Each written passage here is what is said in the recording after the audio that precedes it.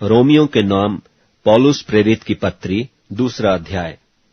सो हे दोष लगाने वाले, तू कोई क्यों न हो, तू निरुत्तर है, क्योंकि जिस बात में तू दूसरे पर दोष लगाता है उसी बात में अपने आप को भी दोषी ठहराता है, इसलिए कि तू जो दोष लगाता है आप ही वही काम करता है। और हम जानते हैं कि ऐसे ऐसे काम करने वालों पर परमेश्वर की ओर से ठीक ठीक दंड की आज्ञा होती है। और हे मनुष्य, तू जो ऐसे ऐसे काम करने वालों पर दोष लगाता है और आप वे ही काम करता है, क्या यह समझता है कि तू परमेश्वर की दंड की आज्ञा से बच जाएगा? क्या तू उसकी कृपा और सहनशीलता और धीरज रूपी धन को तुच्छ जानता है? और क्या यह नहीं समझता कि परमेश्वर की कृपा तुझे मन फिराव को सिखाती है?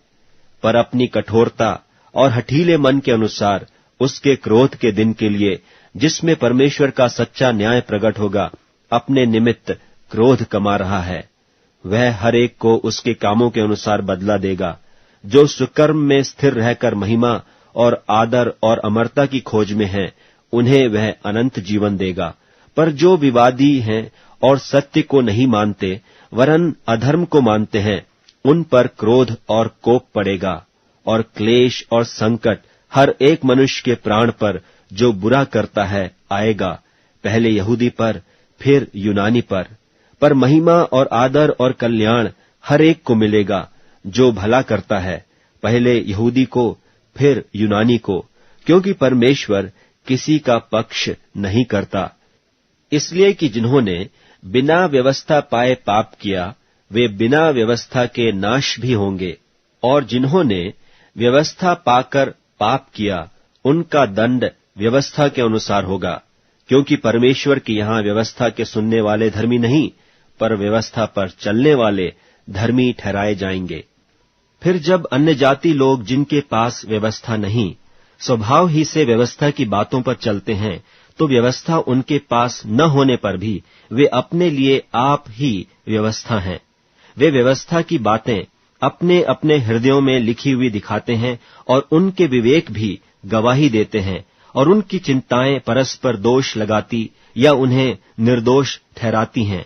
जिस दिन परमेश्वर मेरे सुसमाचार के अनुसार यीशु मसीह के द्वारा मनुष्यों की गुप्त बातों का न्याय करेगा। यदि तू यहूदी कहलाता है और व्यवस्था पर भरोसा रखता है और परमेश्वर के विषय में घमंड करता है और उसकी इच्छा जानता और व्यवस्था की शिक्षा पाकर उत्तम उत्तम बातों को प्रिय जानता है और अपने पर भरोसा रखता है कि मैं अंधों का अगुआ और अंधकार में पड़े हुओं की ज्योति और बुद्धिहीनों का सिखाने वाला और बालकों का उपदेशक हूं, और ज्ञान और सत्य का नमूना जो व्यवस्था में है मुझे मिला है, सो क्या तू जो औरों को सिखाता है अपने आप को नहीं सिखाता? क्या तू जो चोरी न करने का उपदेश देता है आप ही चोरी करता है?